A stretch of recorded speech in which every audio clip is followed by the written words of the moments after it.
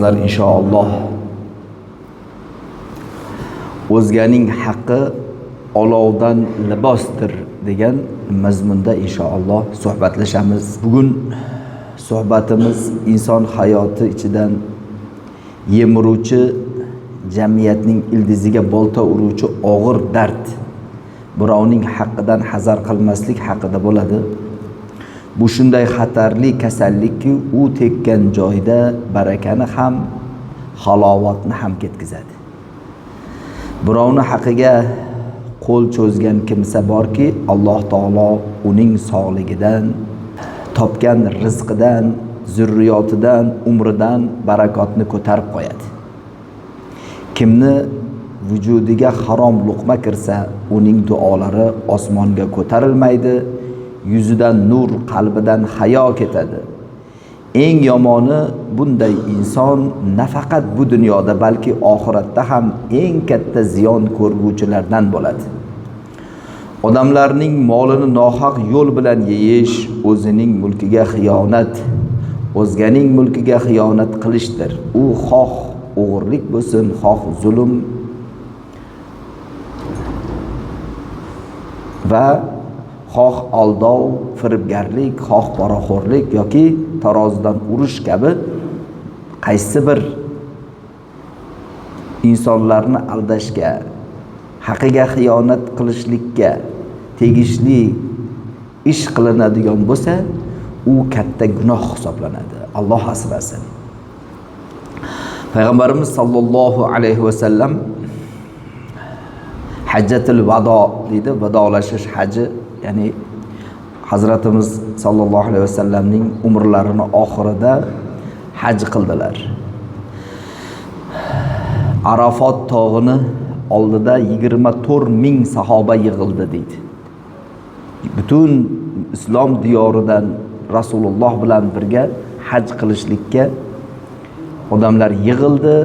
Shunda Rasululloh sallallohu alayhi va sallam bir rivoyatda tuyani ustiga chiqib, shu ko'pchilikni o'rtasida, ko'pchilikka eshitadigan holatda qilib va'z nasihat qildilar.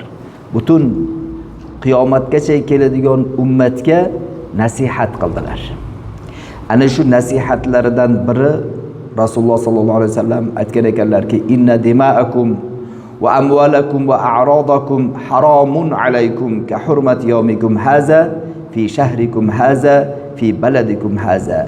Ala hal ballaghtu? Qulna na'am. Qala Allohumma ashhad faballigh ash-shahidu al-gha'iba. Muttafaq alayh. Imom Buxoriy, Imom Tirmiziylar, Imom Muslim rivoyat qilganlar mana shu hadis shariflarni. Ya'ni Rasululloh sallallohu alayhi vasallam aytgan ekanlar, albatta sizlarning bir-birlaringning qonlaring, mollaring, obro'laring omonatdir, o'zgalaring uchun haromdir. Buning haromligi, omonatligi shu darajadaki, mana shu kunda, shu oyda, mana shu shaharda hozir Alloh subhanahu va taolo bu narsani harom qildi. Buning haromligi e'lon qilindi. Qiyomat kunigacha shu haromlik davom etadi. Mana shu Zulhijja oyining ulug' kunlarida, Arafot tog'ida Alloh subhanahu va taolo mu'min musulmonlarning bir-birini obro'sini to'kmaslikka amr qilgan. Obro'sini to'kishlik og'ir gunoh ekanligini Rasulullohga yetkazishlikka, Rasululloh shuni butun ummatga yetkazib qo'yishligi shart ekanligini Alloh taolo bayon qilgan. Ana shu oyda, ana shu kunda, Zulhijja oyini 9-kunlarida Arafot tog'ida aytayaptilarki, bir-biringizni obro'ngiz bir-biringizga haromdir, bir-biringizni molingiz bir-biringizga haromdir, bir-biringizni qoningiz bir-biringizga haromdir. Qarang, mana shu yerda obro'ni to'kishlik ham xuddi qonini to'kish bilan barobar aytilyapti. Mo'min musulmonlarning obro'si mo'min musulmonlarning mollari Alloh taoloning huzurida juda ham qimmatli baholanadi. Mana shu narsani juda ham muhim ekanligini bayon qildilar va yana oxirida aytdilarki, hal ballag'tu. Odamlardan yig'ilganlardan so'radilar, tushundilaringmi meni gapimni? Men yetkizdimmi Allohning amrini deb so'radilar. Qulna na'am. Albatta yetkizdingiz ya Rasululloh, tushundik, bildik dedilar. Qola Allohumma shahad. Shunda Rasululloh aytdilarki, ey Alloh, o'zing guvoh bo'l. Fal yuballigh ash-shahidu al-g'oiba. Endi meni oldimda turib shu hukmlarni eshitganlar, eshitmaganlarga yetkazinglar. Ikkinchi kelayotgan avlodga bu gaplarimni yetkazinglar dedilar. Farzandlaringga, oilalaringga, mana shu davrada bo'lmaganlarga yetkazinglar. Allohim, sen o'zing guvoh bo'lgin, men oldimdagi ummatimga sening hukmingni yetkizdim deb payg'ambarimiz sollallohu alayhi vasallam o'sha paytda Allohning hukmini yetkazdilar. Demak, azizlar, mana shu bir-birimizni obro'miz bir-birimiz uchun harom hisoblanadi. Zaif qatlam bo'lgan taqdirda ham, mayib, majruh, gapira olmaydigan, ko'r bo'lgan insonning ham obro'si ichimizdagi eng obro'li insonning obro'si bilan teng hisoblanadi Allohning huzurida. Mana shu narsani yaxshi bilib olishimiz kerak. Kimdir haligi sal Alloh taolo ba'zi bir jihatdan sinov imtihon uchun kamtik qilib qo'ygan, zaif qilib qo'ygan insonlarni ustidan kuladiganlarimiz bor. Bu juda ham og'ir jinoyat bu. Obro'li insonlarni orqasidan gapira olmaymiz. Gapirsak falonchi akam, falonchi deb yuqori baho berib gapiramiz. Zaifroq inson bo'lsa, ustidan kulib gapiramiz. Bu esa azizlar xiyonat biz uchun bu narsa. Payg'ambarimiz sollallohu alayhi vasallamning ko'rsatmalariga xiyonat u. Hamma bilan bir xil bo'lishimiz kerak. Ertaga bugungi og'zimizdan chiqayotgan so'zning har biri yozilib boryapti. Ertaga qiyomat kunida ana shu ro'paramizda turgan bir zaifni haqini, u xoh molini urgan bo'lsak, xoh uni obro'sini to'kkan bo'lsak, xoh joniga qasd qilgan bo'lsak, Alloh subhanahu va taolo bu narsani shu darajada adolat bilan, shu darajada bir zarra sizga ham, unga ham zarar yetkazmaydigan darajada haqlarni bir-biriga olib beradigan zot, qodir zot. Alloh subhanahu va taolo hatto bitta shoxsiz jonivorni shoxi bor jonivor suzib ozor bergan bo'lsa ham qiyomat kunida ularni tiriltiradi. Shoxsiz jonivorga Alloh taolo shox berib, shoxi bilan qaysi darajada unga zarar yetkazgan bo'lsa, og'ritgan bo'lsa, ana shu darajada bir-birini haqini olib beradi. Undan keyin jonivorlar tuproqqa aylanib yo'q bo'lib ketadi. Savol so'rabdilar. U jonivorlar yana tuproqqa aylanib yo'q bo'lib ketadigan bo'lsa, ularni qayta tirgizib bir-birini haqini olib berishlikdan nima ma'no desa, Robbul alamin o'zining adolatli ekanligini bayon qilgan. A'udhu billahi minash shaytonir rojim. Bismillahirrohmanirrohim. Shahidallohu annahu la ilaha illahu val malaikatu va ulul ilmi qoiman bil qist. Alloh o'zi guvohlik beradi va farishtalar guvoh bunga va ilm egalari, ilmlik zotlar guvohki Alloh taolo eng adolatli zotdir. Uning adolati nafaqat insonlar o'rtasida, balki jonivorlar o'rtasida ham bir xil hukm. Alloh asrasin, jonivorlarni qiynaydigan, jonivorlarni bir-biriga qo'yib urushtiradiganlarning oqibatda hollariga voy bo'ladi. Mana shu narsani ham yaxshi bilib olish kerak. Alloh taolo adolat tarozisi bilan shu jonivorlarni olib kelgan paytida, ey Robbim, meni zo'rlavdi falonchi desa, o'sha odam ham olib keldiriladi. Bir-biriga urushtirib, bir-biriga jonivorlarni azob berib qiynaydiganlarga ham qiyomat kunida hali hisob kitob bor. Endi abadiy hayot beriladigan, jannat yoki do'zax sohibiga aylanadigan insonlarning o'rtasidagi bo'ladigan zulm, o'rtasidagi bo'ladigan aldam, quldam, obro'sini to'kish, molini yeyish tashab qo'yiladimi? Yo'q azizlar. Shu darajada ochiq, oydin hisob kitob qilinadiki, bu hisob kitobni og'zingizni ochib qolasiz. Hatto qo'lingiz, hatto ko'zingiz, hatto tilingiz, "Ey Robbim, men falonchini molini o'g'irlab olgan paytida men o'g'irlamadim, xiyonat qilgan paytida men xiyonat qilmadim deb aytuvdim" deb tilni o'zi javob beradi Allohning oldida. Tilingizni o'zi javob beradi. Shunda nafs aytar ekan, "Etil, hozir Xudoy taolo bizni sen bilan qo'shib meni do'zaxga solib kuydiradi-ku, men bilan birga azoblanasan-ku, nimaga sen men yashirgan narsani aytib beryapsan?" desa, til aytar ekanki, "Auzu billahi minash shaytonir rojim, antaqaniyallohu antaqa kulla shay." Nima qilayman? Hamma narsani haq gapirtirib qo'ygan Alloh gapirtirdi-da. Qarang, qo'limiz, oyog'imiz, ko'zimiz gapirib haqiqatni oshkor qilib aytib beradi. Ba'zi bir holatlarda arzimagan narsani yolg'on gapirib, o'zgalarning haqini, o'zgalarning molini xiyonat yo'li bilan o'zgartirib, xiyonat yo'li bilan o'zimizga ag'darib oladigan holatlarimiz uchrab turadi. Uni isbotlay olmaydi egasi. Mol egasi, haq egasi isbotlay olmay qoladi.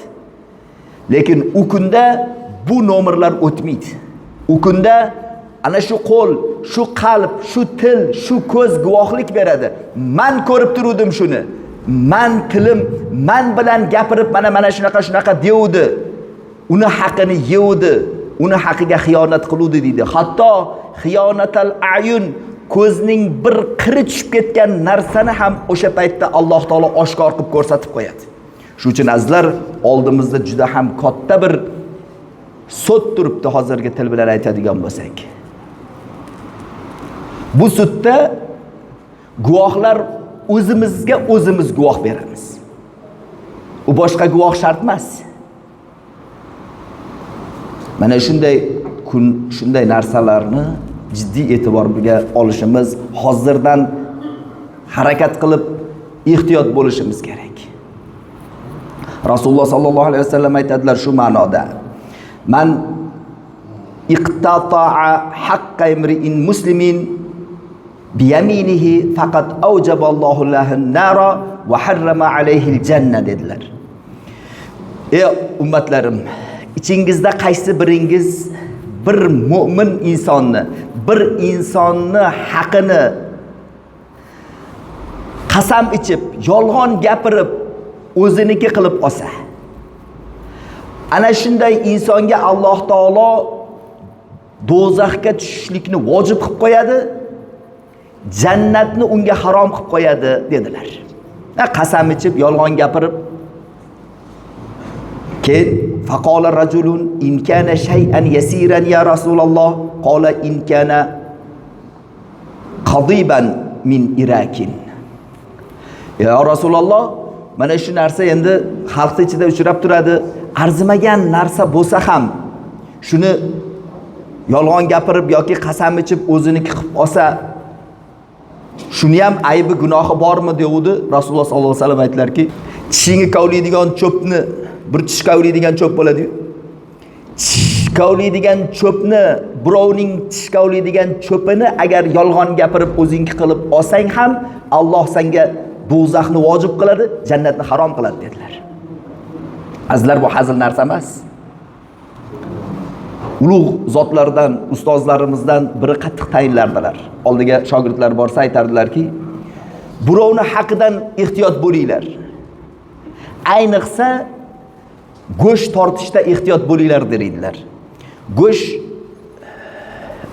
mana bu yopishqoq narsa bo'lar ekanda, tarozini pallasiga yopishib qolar ekan. Bir zarrasi, bir nima desa bo'lar ekan, insonni ko'ziga ilg'iydigan yoki ilg'amaydigan narsa. Lekin shu ham birovning haqi deydilar. Mana shu ko'zing ilg'ab ilg'amaydigan qaysi bir darajada necha gram, 0 necha milligram bo'lsa ham, shu 0 necha milligram ham birovning haqi. 10 ta odamga go'sht tortib beradigan bo'lsang, 10 ta odamning haqini yeyapsan. Ertaga qiyomat kuni qaro yuzli bo'lib sharmanda bo'lasan shularning oldida. deb qattiq tayinlardilar. Alloh rahmat qilsin o'sha zotni. Haqiqatan azizlar, biz ham mu'min inson shunday pokiza bo'lish kerakki, go'yo hilpirab turgan oq qog'oz bo'ladi. Oq qog'ozga arzimagan bir qora dog' ham u qog'ozni ishdan chiqazadi. Mu'min musulmon, haqiqiy komil mu'min musulmon ham ana shu oppoq qog'oz kabi o'zini oqlikda, soflikda tutib yura olishimiz kerak. Bir zarra bir bizning shu oq qalbimizga iymon nuri o'tirgan yuragimizni bir zarra yolg'on ham yoki birovga xiyonat ham yoki birovning ustidan kulish ham, g'iybat ham qalbimizga o'tirish kerak emas. Birovning haqi ham qalbimizga o'tirish kerak emas. Ana shunda behisob jannatlar ana shunday qalb sohiblariga Alloh taolo nasib etadi. Yana Rasululloh sallallohu alayhi vasallam aytadilar: "Man kana lahu mazlama li akhihi min 'irdihi aw shay'in falyuhallilhu minhu al-yawm." Rasululloh aytdilar: "Ey ummatlarim, qaysi biringiz birovga zulm qilgan bo'lsangiz yoki biron bir narsasini olgan bo'lsangiz yoki g'iybat qilgan bo'lsangiz yo ustidan kulib haqorat qilgan bo'lsangiz, hozir shuni uzrini so'rang. Hozir shuni olib borib bering" dedilar. Qabla an la yakuna dinarun wala dirham. Shu agar norozi bo'lsa pul berib, hadiya berib, ihson qilib bo'lsa ham uni rozi qiling. Agar shu bugun qo'lingiz ishlab turgan, yoningizda, cho'ntagingizda pul bo'lib turgan paytida uni rozi qila olmasangiz, ertaga pulingiz ham, so'zingiz ham o'tmaydigan bir fursatda Allohning huzurida maqbuz bo'lasiz, tutilasiz. In kana lahu amalun solihun ukhidha minhu biqadri mazlamatin in lam yakun hasanat ukhidha min sayyiati sahibihi fayuhmila alayhi. Ana shu kunda endi siz bilan hisob kitob qanday bo'ladi? Sizni ro'parangizda sizga qarshi bo'lib turgan, ya'ni siz bu dunyoda bilib bilmasdan zulm qilib qo'ygan insonga sizning hasanotingizdan, savoblaringizdan olib beriladi. Agar sizni hasanotingiz tugab qolsa, yetmay qolsa, ularning gunohi sizni bo'yningizga yuklanadi. Birovning gunohi uchun butun hasanotingizdan ayrilib, birovning gunohini bo'yningizga olib do'zaxga tashlanasiz. Haqiqatan bu dunyoda ham masalan bir birovning haqi bo'lsa, sizni bir mushkulingizni, boshingizdagi og'ir musibatingizni yengillatib bersa, undan rozi bo'lasiz. Qiyomat kunida ham xuddi shunaqa holat qoladi. Shuning uchun azizlar, birovning haqiga zinhor xiyonat qilishlikdan, birovning haqiga tajovuz qilishlikdan nihoyatda ehtiyot bo'lishimiz kerak. Eng og'ir narsa bu. Eng og'ir jinoyat bu. Haq ikkiga bo'linadi. Birinchisi Allohning haqi deyiladi. Allohning haqi azizlar namoz, roza, zakot va hokazo. Bu Alloh taoloning o'zi. Nega namoz o'qimading? Men senga sihat salomatlikni berdim, ko'zingga nur berdim, aql berdim, farosat berdim. 24 soatni sen uchun xizmat qildirib qo'ydim. Qani meni shu 24 soatni ichida 1 soat men uchun nima qilding deb so'raydi. Alloh tarafdan so'raladi bu narsalar. Ikkinchi haq bandaning bilan bandani o'rtasidagi haq. Alloh taolo g'ani zot, bu ibodatga muhtoj emas. Biz yer yuzi xalqi hammasi Allohni tanimay munkir bo'lib ketgan taqdirda ham yoki hammasi ibodatli bo'lib doimiy ibodatda bo'lgan bilan Robbil alaminga bir zarra foyda ham zarar ham yetkiza olmaydi. Agar qaysi bir bandasini bir fe'li yoqib kechirsa, hamma Allohga nisbatan qilingan jinoyatlarni Robbil alamin bir sekundda kechib afv qilib yuboradi. Ammo kechirmaydigan o'zimizga o'xshagan nafslik inson bir-birini kechira olmaydi. Kechirmaydi. Ayniqsa og'ir kunda, qiyomat kunida, qiyomat dashtida yalang'och surgan paytida bir-birini kechirmaydi. Hatto eng yaqin aka-ukalar, opa-singillar bir-biridan qochadi, qiz onadan, ota boladan qochadi. Bir-birini menga da'vogar bo'lib qolmasin deydi ota. Men falonchi o'g'limga vaqtida odob bermovdim. Hozir menga otam odob bermagan deb qolmasin. Yoki ota men otamni haqqini ado qila olmadim, meni haqqimni ado qilmadi deb qolmasin deb ota farzand onadan qochib turgan paytda begonidagi haqqini kechira olmaydi hech qachon. Shuning uchun azizlar, oldimizda ana shunday og'ir kunlar turibdi. Bu kunlarni juda ehtiyot bo'lib, hozir tadbirini ko'rishlikka imkoniyatimiz bor. Mana birovni haqqini yeyish juda turlari ko'p. Shularning biri Qur'oni Karimda zikr qilingan. A'udhu billahi minash shaytonir rojim. Waylul lil mutaffifin alladhina idza iktalu 'alan nasi yastawfun wa idza kaluhum aw wazanuhum yukhsirun. Sadaqallohul azim. Voy bo'lsin shunday bir odamlargaki, ular birovlariga narsa sotayotgan paytida tarozidan urib qoladilar. Boyaga aytganimizdek, go'sht bo'lsin, boshqa narsa bo'lsin, tarozidan urib qoladiganlarga voydir, do'zax bo'lsin deb Alloh taolo ogohlantiryapti. Tortsalar, o'lchasalar kam qilib o'lchaydi. Material o'lchayotganda bunday tortib o'lchaydida, keyin qo'yib yuborganda, masalan 10 metrlik narsani 1 metr narsa olsangiz 80 santimetr chiqib turaveradi. Bu material sotuvchilar uchun juda ham katta ertangi kunda shu urib qolgan 0,5 santimetr ham qiyomat kunida Alloh asrasin qutulib ola olmaydigan darajadagi og'ir azobga sabab bo'ladi. Narsa tarozida sotayotganlar, Alloh asrasin, tarozini haqqi nihoyatda og'ir bo'ladi. Shuning uchun Alloh taolo Qur'oni Karimda vaylun lil mutaffifin, tarozi tortguvchilarga voy, do'zax ularga, agar ular tarozida adolatni tutmasalar deb Alloh ogohlantiryapti. Azizlar, Alloh taolo har bir insonni, u ko'r bo'lsin, kar bo'lsin, aqlli bo'lsin, dono bo'lsin, geniy bo'lsin, har bittasini haqqini aniq haq bilan, adolat bilan yaratgan. U birovni ustidan kulib, birovni haqorat qilib, masxara qilib, kulib o'tib ketishlik uchun emas. Mana shunga juda jiddiy e'tibor beraylik. Hozirgi kunda sal obro' orttirib, qo'liga pul tushib qolgan odamlar o'zgalarni odam demay qo'yapti. Shu narsaga ko'p e'tibor beryapmiz. Sal qimmatroq mashina mingan odamlar eski mashina minganlarni mensimay qo'yapti. O azizlar, sizning obro'ngiz,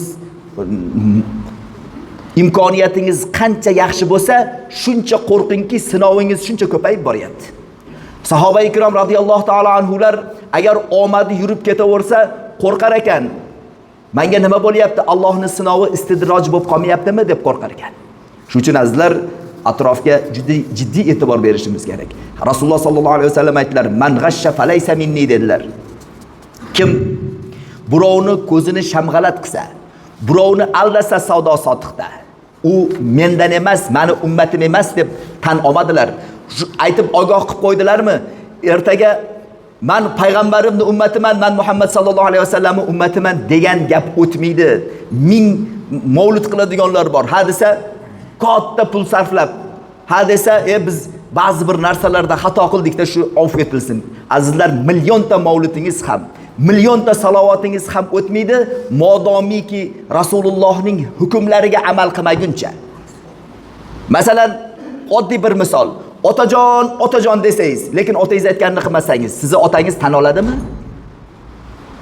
Bu salovat aytishlar, bu mavlud qilishlar va boshqa narsalar hammasi u otani rasa rozi qilib xizmatini qilgandan keyingi, siz otangizni rozi qilib rasa xizmatini qilsangizda, keyin otajon desangiz, labbay bolajonim deydi, to'g'rimi? Duo qiladi. Rasululloh ham xuddi shunday. Modomiki ummatlari Rasulullohning ko'rsatmalariga amal qilmas ekan, Rasululloh bir tiyinga olmaydilar. Bu dunyoda ham, oxiratda ham. Mana shuni yaxshi bilib olish kerak. Qarzni qaytarmaslik. Azizlar, hozirgi kunda qarz olib qarzni qaytarmaydiganlar juda ko'payib ketdi. Bu ish xuddi qiyomat kunida qaroqchilarni ishiga o'xshaydi.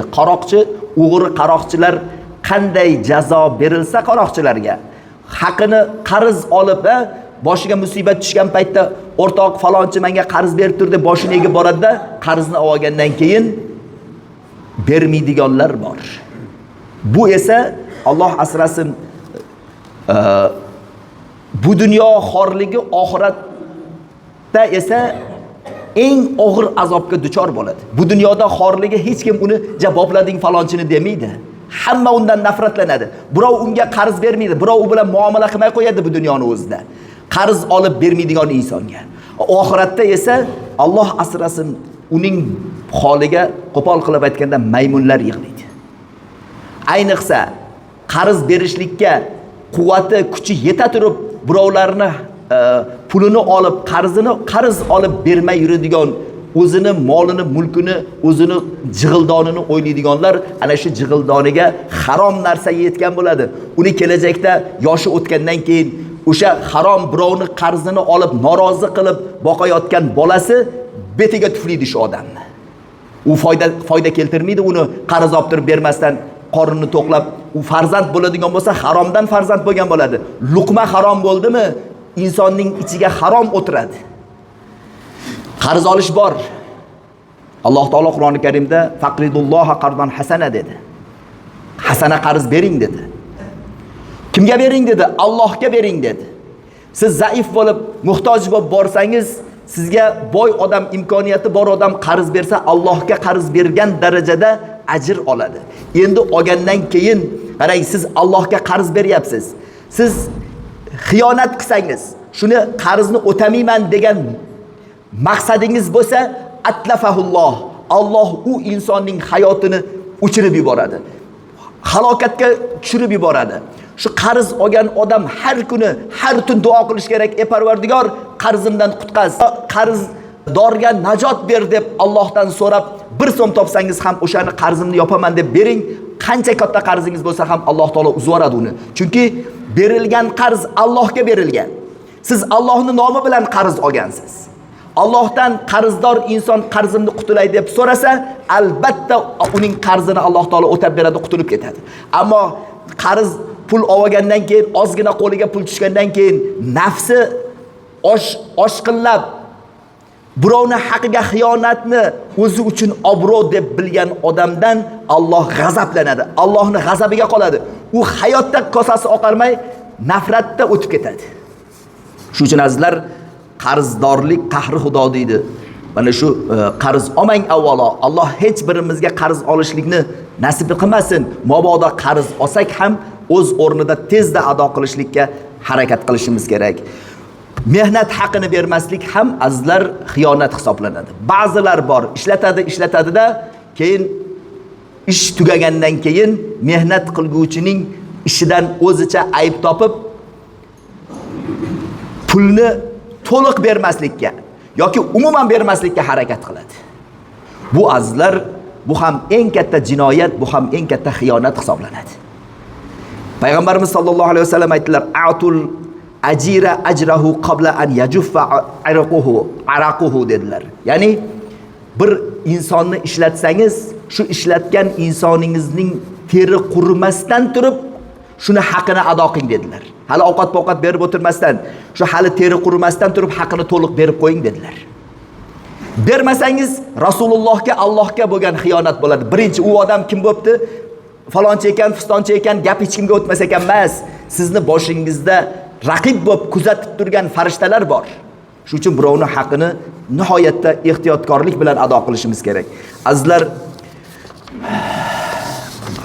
bu turdagi jinoyatlar juda ko'p. Poraxo'rlik ham, korrupsiya deymiz. Mana shunaqangi narsalar ham azizlar katta bir jinoyatlardan. Mana masalan O'zbekistonda 2026-yil korrupsiyaga qarshi kurash bo'yicha favqulodda holat e'lon qilindi. Bu davlatimiz miqyosida, bu siyosat miqyosida azizlar korrupsiya, poraxo'rlik oldini olishlikka prezidentimiz tarafidan ko'rsatmalar, qarorlar qabul qilingan. Mana shu narsaga biz imkoniyat yaratib bermaylik. Borib birovga mana ishimni bitirib ber, men buncha pul beraman degan gaplar ham azizlar ham Xudoning oldida, ham davlatimiz siyosati oldida, qonunimiz oldida javobgarlikka sabab bo'ladi. Yana bir narsa azizlar. Mana bu gaz, tok masalalari, kommunal xizmatlar deymiz. Mana shu kommunal xizmatlarni ham hammamiz o'zimizni doiramizda ado qilib to'lab qo'yishlik siz bilan menga farz. Mayli u yog'i Allohdan. Chunki buning asli xalqning mulki. Masalan, siz bilan men berayotgan shu kommunal xizmatlarni zaiflarga, o'sha jamiyatni, vatanni ojiz qatlamlariga ishlatiladi. Kimdir bu davlatning haqqini yesa bo'ladi degan gaplar hammasi noto'g'ri azizlar. Kim qaysi bir aldov yo'lini tutayotgan bo'lsa, masalan mana uchochkingizni qaysi bir mazmunda katta yegizdirib, kimdir tepadagilar o'g'irlik qilayotgan bo'lsa, o'g'irligiga o'zi javob beradi. Bilib qo'yishimiz kerakki, siz bilan mana har bir insonni bir zarra haqi ham bekorga ketmaydi. Siz agar mana shu uchochigingizni aylantirib, katta qilib, siz yemagan, siz ishlatmagan gazga yoki tokka pul olayotgan bo'lsa, o'sha olayotganlar o'zi javob beraveradi. Lekin siz bilan men qarzimni ado qilib qo'yishlik uchun mas'ulmiz. Ham bu dunyoda ham oxiratda mas'ulmiz. Mana bu tok, gaz va hokazo. Mana shu narsalarni xiyonat yo'li bilan yeyishligimiz ham azizlar bu Xudoning oldida javob berishlikka sabab bo'ladi. Mana shu narsani yaxshi bilishimiz kerak. Bu men bularni hujjat dalillarini o'qib aytib beray desam vaqtimiz yetmay qoldi. Alloh taolodan iltijo qilib duo qilib so'raylik. Parvardigor, el xalqimizni farovon qil. Mo'min musulmonlarga omad ber. Yer yuziga tinchlikni, osoyishtalikni nasib et. Vatanimizni o'zing hifzi himoyangda asra. Ulug' kunlarda mana hojilarimiz qaytyapti. Parvardigor, mana shu ulug' zotlarni tavba qilib hoji bo'lib kelayotgan dodalarimiz, onalarimizni duolarini ijobat qil. Bizlarni ham Parvardigor, qarzdorlarimiz bo'lsa, qarzlarimizdan qutulib ketishlik yo'llarimizni oson qil. Qarzdor qilmagin Parvardigor. Amin deb turgan hamma azizlarni Parvardigor masjidlar quradigan, el yurtni obod qiladigan boy-badavlatlardan bo'lishligini, zakot berguvchi, ihson qilguvchi zotlardan bo'lishligini mana shu amin deb turgan hamma azizlarga nasib et. ربنا آتنا في الدنيا حسنة وفي الآخرة حسنة وقنا عذاب النار برحمتك.